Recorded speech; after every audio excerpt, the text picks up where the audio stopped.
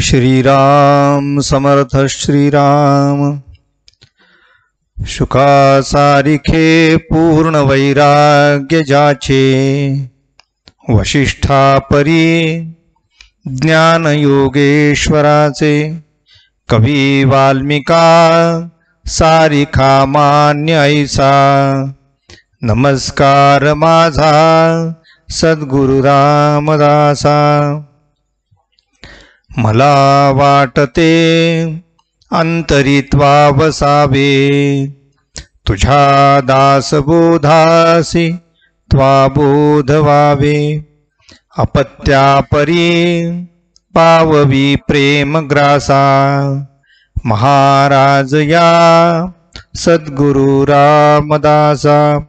जय जय रघुवीर समर्थ, सब संतन की जय। भारत माता की जय। श्रोता भक्ता श्रीराम समर्थ श्रीराम। उपस्थित सर्व साधक बंधू आणि भगिनींनो, कालपर्यंत आपण सत्वगुणांचा विचार केला। आज समर्थ आपल्या समोर विषय ठेवतात आहे दशक 2 समास 8 मध्ये सद्विद्या लक्षण। समर्थांनी या दासबोधामध्ये असे काही समास लिहिलेले आहेत की ज्या समासांचा अभ्यास केल्यानंतर मनुष्य देवत्व प्राप्त करतो। म्हणून देवत्वासाठी आपण या सत्वगुणांचा विचार करावा।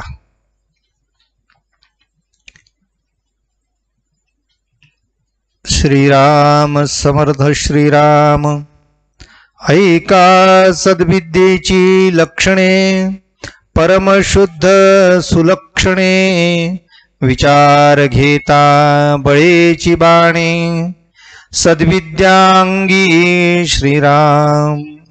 सद्विद्येचा जो पुरुष, तो उत्तम लक्षणी विशेष। त्याचे गुण ऐकता संतोष, परम वाटे श्रीराम। भाविक सात्विक प्रेमळ, शांती क्षमा दयाशील। लीन तत्पर केवळ, अमृतवचनी श्रीराम। सद्विद्येचे लक्षण समर्थ सांगतात। विद्येचे 2 प्रकार आपण पाहिले होते, एक सद्विद्या आणि दुसरी आहे कुविद्या। त्याला आम्ही काही अविद्या सुद्धा आहे। अविद्या याचा अर्थ समाजामध्ये जे आपल्याला सौख्य हवं आहे, भौतिक सुखाची साधना, भौतिक सुखाच्या प्राप्तीसाठी जे ज्ञान आम्ही प्राप्त करतो त्याला समर्थांनी अविद्या म्हटलेलं आहे। कारण ते अविद्या यासाठी आहे की त्यात पारलौकिकाचा विचार नाही, इहलौकिकाचाच फक्त विचार केलेला आहे। पण समर्थांनी सद्विद्येमध्ये इह आणि परलोकांचा दोन्हीचा विचार केला आहे। सद्विद्या जर माणसाच्या अंगात आली तर त्यांची लक्षणं कोणती आहेत समर्थ सांगतात। विचार घेता बळीची बाणे, सद्विद्या अंगी। म्हणजे सद्विद्या आमच्यामध्ये यावी, सद्गुण आमच्यामध्ये यावेत, सत्वगुण आमच्यामध्ये यावेत, यासाठी उपासनेची गरज आहे। अनेकांना असं वाटते की उपासना म्हणजे परमेश्वराचीच उपासना, गुणांची सुद्धा उपासना आहे। आणि ती उपासना, तो अभ्यास, ती साधना गरजेची आहे।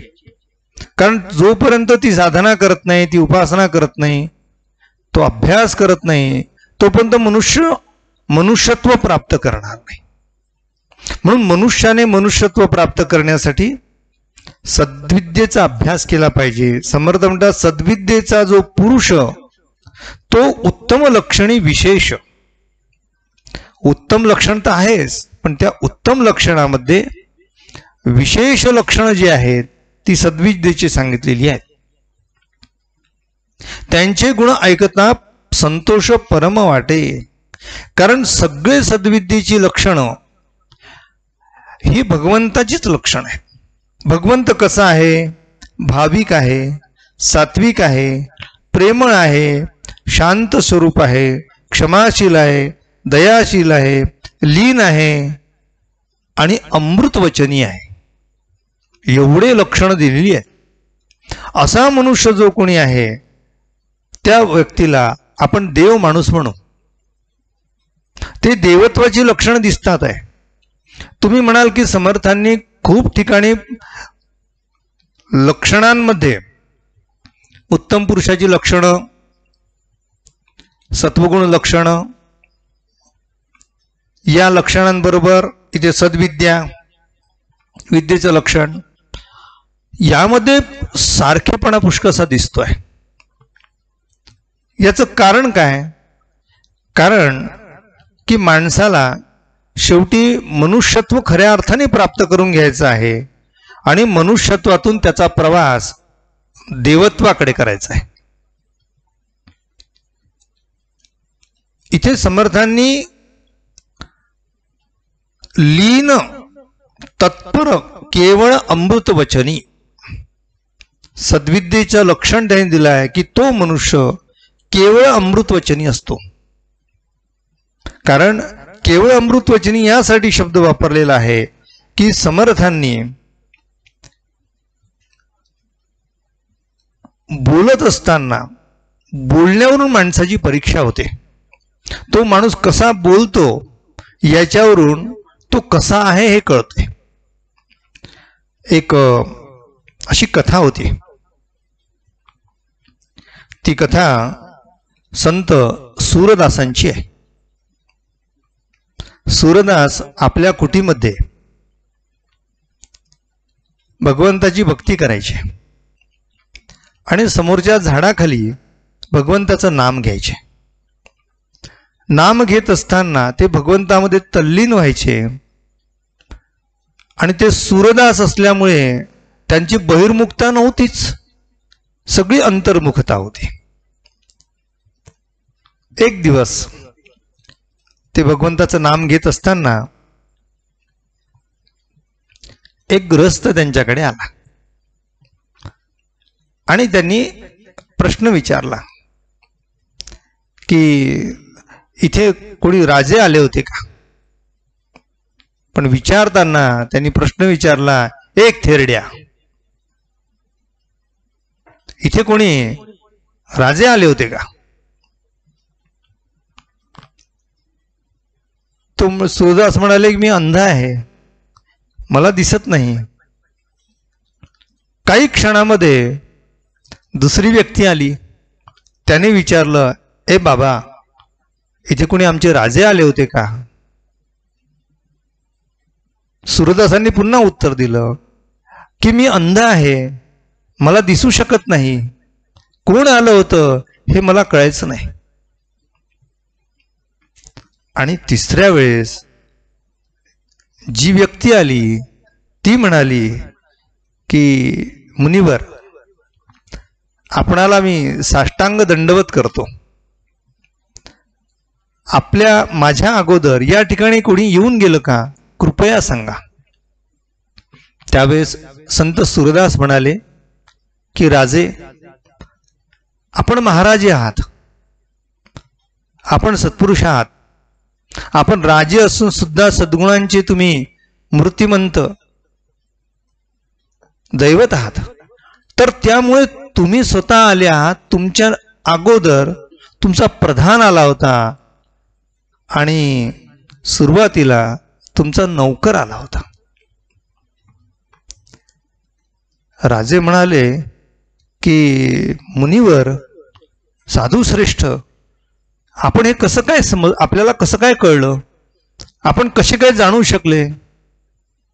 त्यावेळेस संत सूरदास म्हणाले, माणसाची परीक्षा त्याच्या वाणीहून होते. ज्या शब्दामध्ये आपण दुसऱ्याशी बोलतो त्या शब्दावरून त्या माणसाची किंमत कळते. सद्विद्या ज्याच्याजवळ असेल तो अमृतवचनी असणार. ज्याच्याजवळ सद्विद्या आहे म्हणजे चांगली विद्या प्राप्त केली आहे, खऱ्या अर्थाने तो ज्ञानी आहे, तर ज्ञानानंतर त्याच्याजवळ लीनता असली पाहिजे. लीन तत्पर केवळ अमृतवचनी. केवळ अमृत म्हणजे अमृतवचना सोडून दुसरं काहीच नाही, म्हणून त्याला शब्द वापरलाय केवळ म्हणजे फक्त. म्हणजे त्यांच्या मुखातून केवळ अमृताचा वर्षाव होतो. आणि म्हणून हे लक्षात ठेव की सद्विद्या ज्याच्या अंगामध्ये आहे तो अशा प्रकारे मधुर वचनी असतो. गोड बोलूनी सकला राजी राखणे ही कला. सगळ्यांना गोड बोलणारा आहे. आणि म्हणून समर्थ म्हणतात की अशी चांगली जी व्यक्ती आहे त्या चांगल्या व्यक्तीचे चांगले गुण आपल्यात आले पाहिजे, त्याची साधना केली पाहिजे.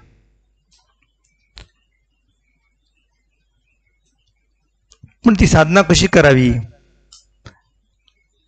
संतांनी जी सांगितली त्याप्रमाणे ती साधना करावी. धरून बांधून कधी गोसावी होत नसतो हे खरं आहे, परंतु मनुष्याच्या मनाने एखादी धारणा केली की त्या धारणेतून मग ती गोष्ट त्याला प्राप्त होऊ शकते. एकदा समर्थांनी दिलेल्या ओळीवर तुम्हाला दृष्टांत सांगतो. समर्थ काय म्हणतात ते ऐकू. श्रीराम समर्थ श्रीराम परम सुंदर आणि चतुर, परम सबळ आणि धीर, परम संपन्न आणि उदार, अतिशय श्री श्रीराम. अशा जोड्या समर्थांनी दिलेल्या आहेत की एक सद्गुण असेल आणि त्याच्याबरोबर दुसरा जर सद्गुण आला तर ज्याला आम्ही सोने पे सुहागा असा शब्द वापरतो. सोन्याला सुगंध.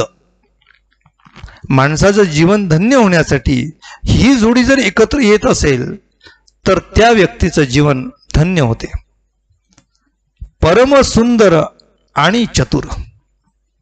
मुळामध्ये भगवंताने दिलेला सहज गुण म्हणजे सुंदरता. जन्मातः प्राप्त होते. कोणी गोरं असावं आपल्या हातात नाही, पण तो सुंदरही आहे आणि सुंदराबरोबर त्याच्यामध्ये चातुर्य आहे. याचा अर्थ त्याच्या जो तसं ज्ञानही आहे. चातुर्य लक्षण आपण पाहिली आहेत. ज्ञान आणि सौंदर्य एकत्र जर आलं तर दुधात साखर पडावी तशी गोष्ट आहे. पण एक जर चांगली गोष्ट असेल पण त्याच्याबरोबर दुसरी एखादी जर वाईट गोष्ट आली तर मात्र त्याचं जीवन धन्य होत नाही. एकदा एक अभिनेत्री बर्नार्ड शॉला म्हणाली की आपण विद्वान आहात आणि मी सुंदर आहे, आपण दोघं विवाहबद्ध होऊ. म्हणजे आपल्यापासून पुढची येणारी जी पिढी आहे ती तुमच्यासारखी विद्वान होईल आणि माझ्यासारखी सुंदर होईल. बर्नार्ड शॉ म्हणाला की असंही कदाचित होऊ शकेल की माझ्यासारखी ती व्यक्ती येणारी पुढची पिढी कुरूप होईल आणि तुझ्यासारखी मूर्ख होईल. म्हणून एक गुण असताना तो दुसरा गुण असणे कसा आहे की सद्गुण जर असतील, विद्वत्ता जर असेल तर कुरूपता डावलल्या जाते, त्याला फार महत्व येत नाही. नरस्याभरणम रूपम, रूपस्याभरणम गुणः, गुणस्याभरणम ज्ञानम, ज्ञानस्याभरणम क्षमा. आभरण म्हणजे अलंकार. कशाचा काय अलंकार आहे? नरस्याभरणम रूपम. माणूस दिसला सुंदर असला की लोकांना त्याचं वैशिष्ट्य वाटते. प्रथम दर्शनी, फर्स्ट इम्प्रेशन, आपण कसं दिसतो. पण नुसतं दिसून चालणार नाही, दिसण्यानंतर असण्याची गरज आहे. म्हणून नरस्याभरणम रूपम, पण रूपस्याभरणम गुण हा. पण रूपाचा अलंकार गुण आहे. नुसतंच मला पहा आणि फुलं वहा हे फार दिवस चालत नाही. रूपाची किंमत फार दिवस नाही आहे. रूपाची किंमत काही काळापर्यंत आहे, परंतु गुणांची किंमत आयुष्यभर आहे. जोपर्यंत मनुष्य जिवंत आहे तोपर्यंत गुणवानांची किंमत होणार आहे. रूपवानाची किंमत त्याच्याकडे तारुण्य तोपर्यंत आहे. तारुण्य ओसरलं की रूपाची किंमत निघून जाईल.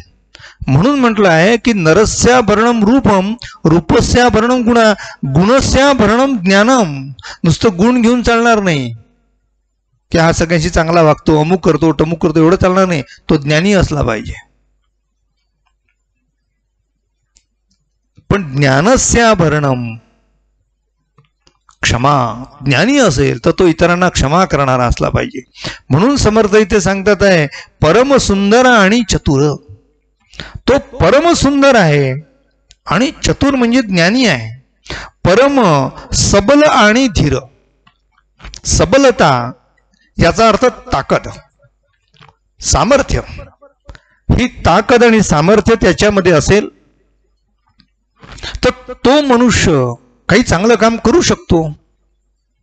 परंतु त्याच्याजवळ धीर नसेल तर धीर नसलेला मनुष्य शक्ती सुद्धा प्राप्त असताना सुद्धा त्यात शक्तीतून त्याच्याकडं दुरुपयोग होऊ शकेल. गाडी जितकी महागाची तितका त्याचा ब्रेक हा जास्त योग्य असला पाहिजे, जास्त तो पॉवरफुल असला पाहिजे.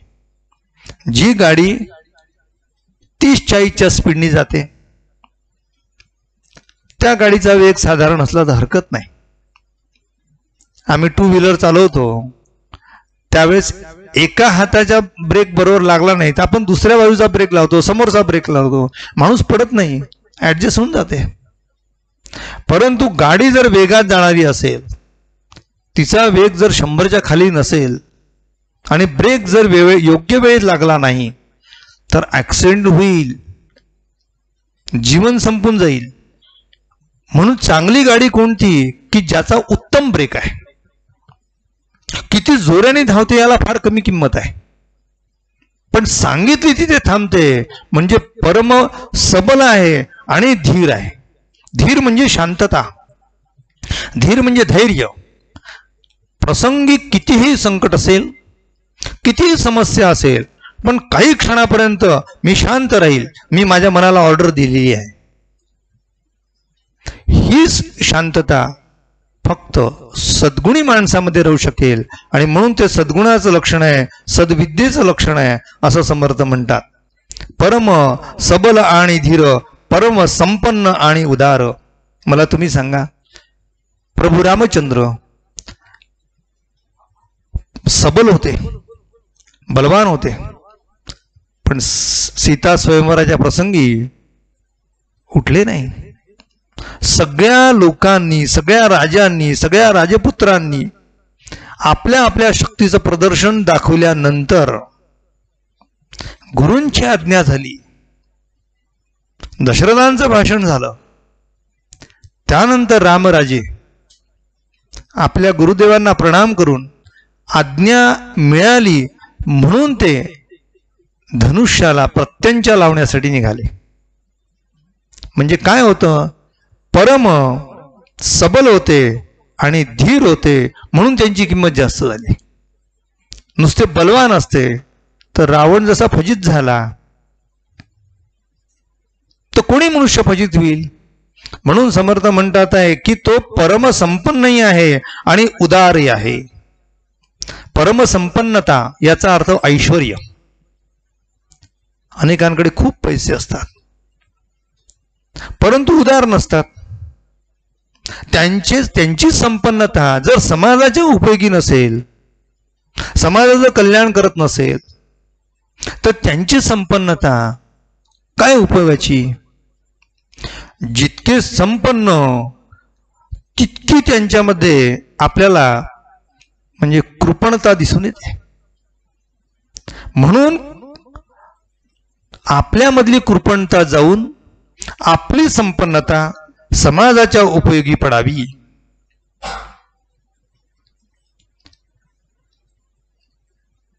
रॉकफेलर नावाचे एक अमेरिकेतील उद्योगपती होते.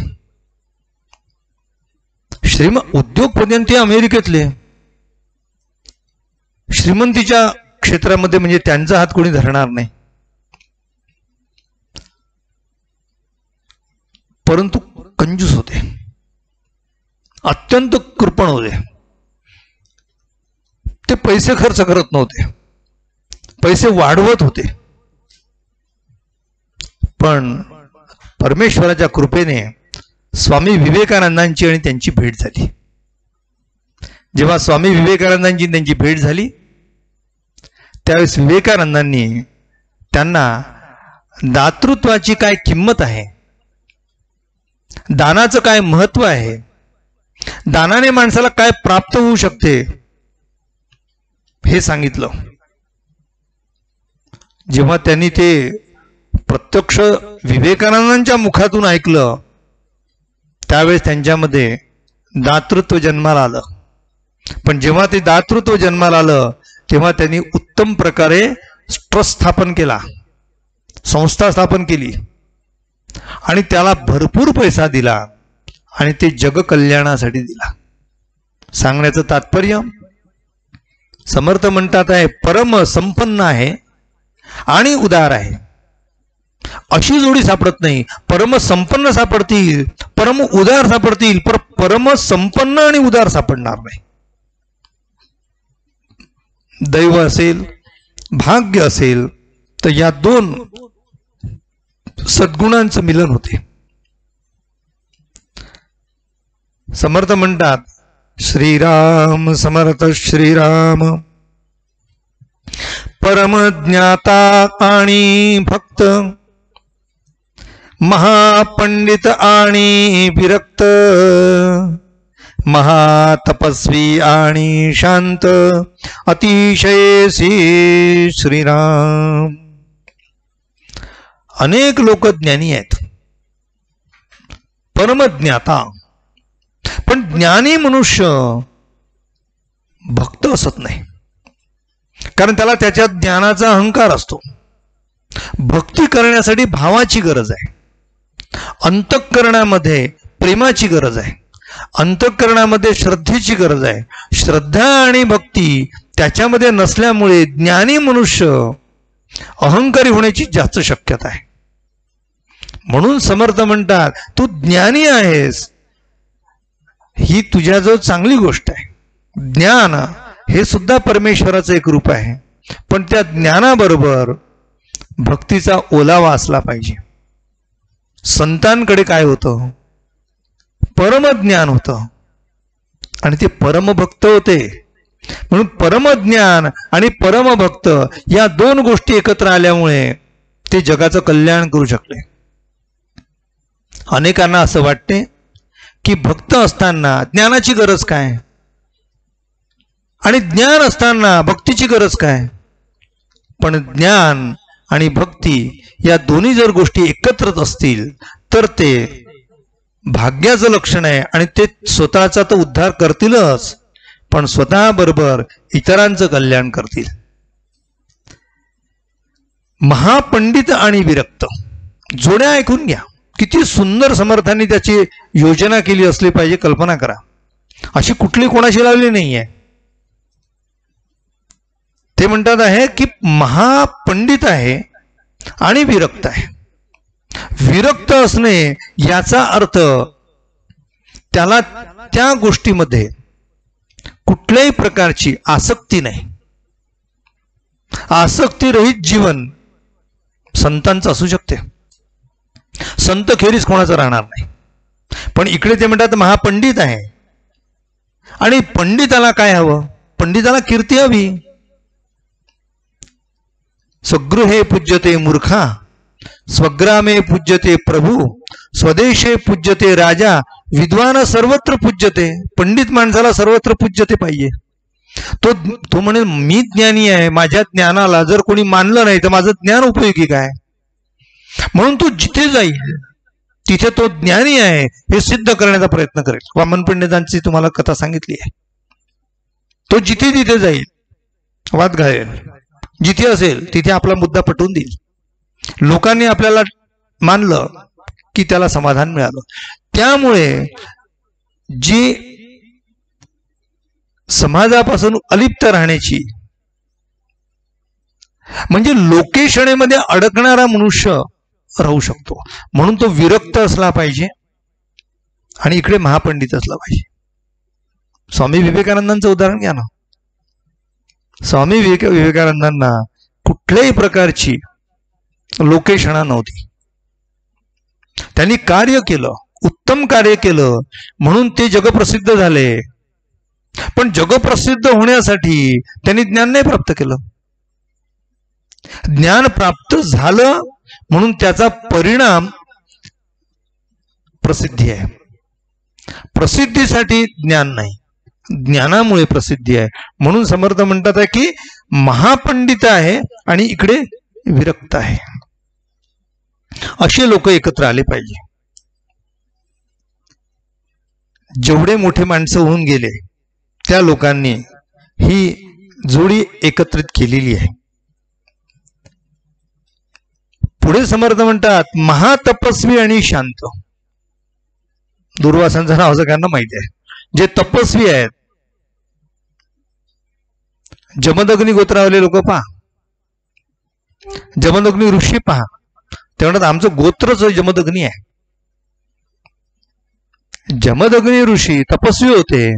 तपस्वी असल्यामुळे, एकट्यामध्ये राहिल्यामुळे, साधनेमध्ये जास्त राहिल्यामुळे लोकांतामध्ये कसं वावरावं आणि लोकांचं मन कसं राखावं ते म्हणतात मला त्याच्याशी काही घेणं नाही. पहा ना तुम्ही, काही ज्ञानी लोक असतात, अभ्यासू लोक असतात, साधनेमध्ये बसणारे लोक असतात, ते एकट्यात राहतात आणि जेव्हा लोकांता येतात तेव्हा ते त्यांचं ज्ञान सांगतात.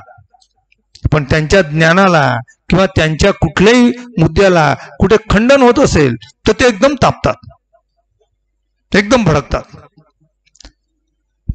समर्थांनी म्हणजे कुविद्येमध्ये आणि दुर्गुणांच्या जोड्या दिलेल्या आहेत. मूर्ख आहे आणि तापट आहे एका बाजूला, आणि दुसऱ्या बाजूला इकडे तो तपस्वी आहे आणि शांत आहे. तो तपस्वी असून शांत आहे म्हणून म्हणजे वशिष्ठांचं नाव घेता येईल. ते तपस्वी होते परंतु परम शांत होते. समर्थ म्हणतात वक्ता आणि नैराश्यता, सर्वज्ञ आणि सादरता, श्रेष्ठ आणि नम्रता, अतिशयसी श्रीराम. वक्ता आहे आणि नैराश्यता आहे. म्हणजे वक्तृत्व असेल, वक्ता दस सहस्रेषु, बरोबर आहे. 10,000 एखादा वक्ता सापडतो, परंतु वक्ता आहे आणि नैराश्यता आहे. मोठा वक्ता म्हटलं की आयोजकांना प्रॉब्लेम. इकडे वक्ताही आहे म्हणजे ज्ञानी आहे आणि आयोजकांना तो म्हणेल हरकत नाही, तुमच्या ठिकाणी येऊन मी माझी सेवा देतो. 1990 सालचं माझ्याकडे पत्र आहे, परमपूज्य सुनीलदादा चिंचोळकर महाराजांचं. 3 दिवसाची प्रवचनं होती. 3 दिवसाच्या प्रवचनामध्ये त्यांच्या पाकिटमध्ये जी गुरुदक्षिणा घातली ती त्यांनी तिथे उघडली नाही. ते घरी गेले आणि नेहमीप्रमाणे घरी त्यांनी ती पाकिट उघडलं. त्या पाकिटमध्ये किती पैसे असावे? 1,000 रुपये होते. त्या काळात काही एवढं फोन काही नव्हते, मोबाईल्स तर नव्हतेच. त्यांनी पत्र लिहिलं मला, चिरंजीव श्रीराम, आपण दिलेली हे भेट म्हणून रक्कम मला अपेक्षेपेक्षा जास्त होती. किती रुपये? 1,000 रुपये. माझ्या जाण्या येण्याला 250 रुपयाच्या वर मला खर्च लागत नाही, त्यामुळे मी 250 रुपयाच्या वर मला अपेक्षितच नव्हते. मी सेवा म्हणून मालेगावला आलो होतो आणि ही गोष्ट 90 सालची आणि शेवटपर्यंत म्हणजे जाण्याच्या वर्षापर्यंत त्यांनी कधीही आयुष्यामध्ये अर्थाचा कधी विचार केला नाही. अर्थासाठी परमार्थ नाही आहे. कुटुंबातील असलेल्या लोकांना ते आवर्जून सांगत असत की माझ्याकडे 4 फायबरच्या खुर्च्या आहेत, 5वा मनुष्य जर घरी आला तर तो जमिनीवर बसेल. का त्यांच्या पायावर मस्तक ठेवून आम्ही शिकू नये? का त्यांच्याकडून आम्ही ते गुण घेऊ नये? वक्ता म्हणून तर वक्ता तसं सहस्रेशू, त्यांचं वक्तृत्व म्हणजे वंदनीय होतं. ज्ञान म्हणाल तेवढ्याच उंचीचं होतं, भक्त म्हणाल तेवढ्याच उंचीचे होते. धैर्य तर काही कारणच नाही त्यांच्यावर सगळ्या गोष्टी. धैर्याच्या बाबतीत तर तोड नव्हती. सगळ्या गोष्टी त्यांच्यामध्ये होता. वक्ता आणि नैराश्यता होती. तुकाराम महाराजांचं प्रसिद्ध वचन आहे. ते म्हणतात की त्यांना असं वाटते की बा कार्यक्रमाला जर एखाद्याला बोलावलं तर ऐकणाऱ्याला धाक पडेल. आषाढभूत वक्ता धाक श्रोतयाच्या चित्ता. आता हा काय मागते आणि काय नाही हीच भीती. म्हणून समर्थ म्हणतात आहे की वक्ता आणि नैराश्यता, सर्वज्ञ आणि सादरता. तो सर्वज्ञ आहे आणि आदर आहे, अत्यंत आदर आहे. सगळं कसं आहे, ज्ञान प्राप्त झालं की तो दुसऱ्याला तुच्छ मानायला लागतो. कारण आपल्या जो चांगला आहे दुसऱ्याला बाळबोध म्हणायला मोकळं होऊन जातो. आपल्या जो ज्ञान जर आहे तो इतरांच्या गोष्टी ज्या आहे त्याही स्वीकार. कारण शेवटी प्रत्येकाला परमेश्वराने जो जो गुण दिला असेल तो त्याच्या कुवतीप्रमाणे आहे. एखादी गोष्ट आपल्यात कमी असेल, एखादी गोष्ट त्याच्यात जास्त असेल. म्हणजे मोराचं चांगलं चालणं आहे याचा अर्थ कोंबड्याने चालूच नाही की काय, असं नाही. राजहंसाचे चालणे असेल, राजहंसाचं चालणं. सामान्य माणसं गायक करणारे, गायन करणारे जगात खूप आहेत, मग इतरांनी गायचंच नाही का? ते गाणं मला आठवते, ते गाना आये या ना आये है की नाही, ठंडे ठंडे पाणी से नहाना चाहिए और गाना आये या ना आये गाना चाहिए. आपल्याला जे येते त्यामध्ये, त्या गुणांमध्ये आपण रमलं पाहिजे. म्हणून समर्थ म्हणतात आहे सर्वज्ञ आणि सादरता, श्रेष्ठ आणि नम्रता अतिशयसी. श्रेष्ठत्व आहे आणि ते नम्रत्व आहे. तिथे अहंकार नको. काही लोकांना कोणता अहंकार असतो सांगता येत नाही. श्री माधवनाथ महाराज होते, स्वामी माधवानंद, ते नेहमी सांगत असत. ते ग्रस्त यायचे म्हणे आणि ते सांगायचे की बा मला म्हणजे मी काय काय केलं सांगू का तुम्हाला? आतापर्यंत किती लोकांच्या तिरड्या मानल्या म्हणे मी. म्हणजे 500-700 लोकांना तर नक्कीच बांधून दिलं म्हणे. अरे कशाचा अहंकार? याचाही अहंकार असावा का?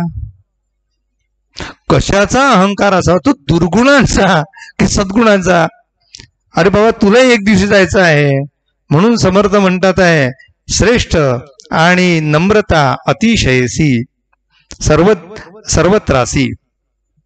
श्रीराम समर्थ श्रीराम राजा आणि धार्मिक, शूर आणि विवेक, तारुण्य आणि नेमक अतिशयसी श्रीराम. जोडी इतकी सुंदर आहे की इकडे राजा आहे आणि धार्मिक आहे. म्हणून रामराज्य, राजा आहे आणि धार्मिक आहे. रामालाच राज्य का? कारण राम यासाठी पाहिजे की राम हा पुरुषोत्तम आहे. तो राजाही आहे, प्रजेचं पालनही करतोय आणि नुसतं प्रजेचं पालन करून अहंकार जपत नाही तर तो धार्मिक आहे. असा राजा ज्या देशाला मिळेल ते राज्य धन्य होते. आणि म्हणून समर्थ म्हणतात राजा आणि धार्मिक. राजाप्रमाणे प्रजा चालते, राजाप्रमाणे काळ बदलतो. जसा राजा असेल तशी प्रजा होते, जशी प्रजा आहे तसा राजा होत नाही. ते संस्कृत सुभाषित आहे, सगळ्यांना ज्ञात आहे. ते कालो वा कारणम राज्ञो राजा वा काल कारणम इति ते संशयो माबृत राजा कालस्य कारणम. राजाचा असर काळावर होतो की काळाचा असर राजावर होतो? निसंशय राजाचाच असर काळावर होतो. काळ तिथे काही करू, राजा यथा राजा तथा प्रजा. म्हणून कुठलाही मनुष्य जो वरच्या पदावर जाऊन बसेल तो जर चांगला असेल तर प्रजा आपोआप चांगली होते. अधिकारी चांगला प्रजा चांगली, अधिकारी जसा असेल तशी प्रजा होते. म्हणून समर्थ म्हणतात राजा आणि धार्मिक ते राजाच्या संबंधात असो, कुटुंबाच्या संबंधात कुटुंब प्रमुख असो, गावाच्या संबंधात गावाचा प्रतिनिधी असो, कुठल्याही क्षेत्रात असो, जो मुख्य मनुष्य आहे त्या मुख्य मनुष्यावर सगळं कुटुंब डिपेंड असते. म्हणून राजा आणि धार्मिक, शूर आणि विवेक. शौर्य ज्याच्यामध्ये आहे, बलवत्ता आणि शौर्य आहे, तो विवेकी जर नसेल तर काय होईल? दुष्टांच्या हातात तलवार गेली तर काय होते? सज्जन कापले जातात, सज्जन मारल्या जातील. आणि तीच तलवार जर विवेकी माणसाच्या हातात असेल तर सज्जनांचं रक्षण होईल, देशाचं रक्षण होईल. म्हणून समर्थांनी जोडी दिली आहे, शूर आहे आणि विवेक आहे. म्हणजे आपण कुठली कृती केव्हा करावी, कोणत्याही वस्तू कोणाच्या हातात देऊन चालत नाही. त्याला तो योग्य माणूस असला पाहिजे.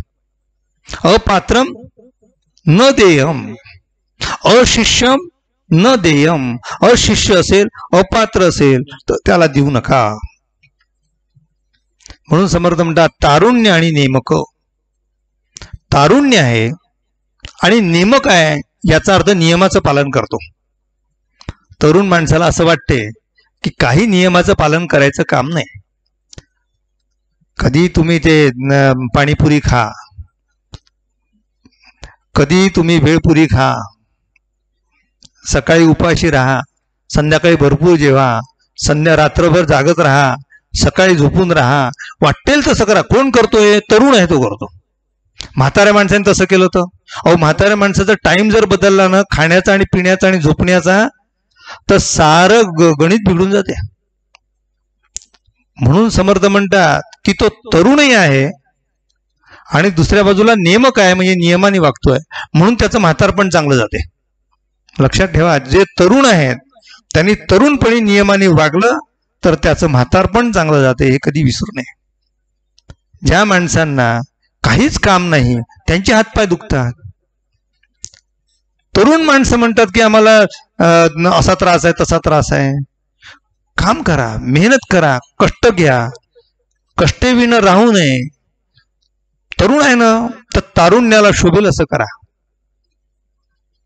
सूर्यनमस्कार मारा, नियम ठेवा.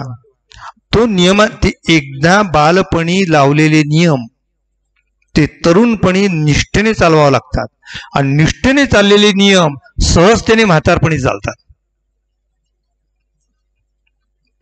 म्हणून समर्थ म्हणतात की तरुण आणि नेमक अतिशयसी. राहिलेलं आपण उद्याच्या प्रवचनात पाहू. वेळेचा विचार करता आपल्या सर्वांच्या हृदयस्थ असलेल्या परमेश्वराला अभिवादन करतो आणि आजची सेवा इथे संपन्न करतो. उपासनेला दृढ चालवावे, भूदेव संतासी सदा नमावे. सत्कर्म योगे वय घालवावे, सर्वामुखी मंगल बोलवावे. जय जय रघुवीर समर्थ, सब संतन की जय. भारत माता की जय. श्रोता वक्ता श्रीराम समर्थ श्रीराम.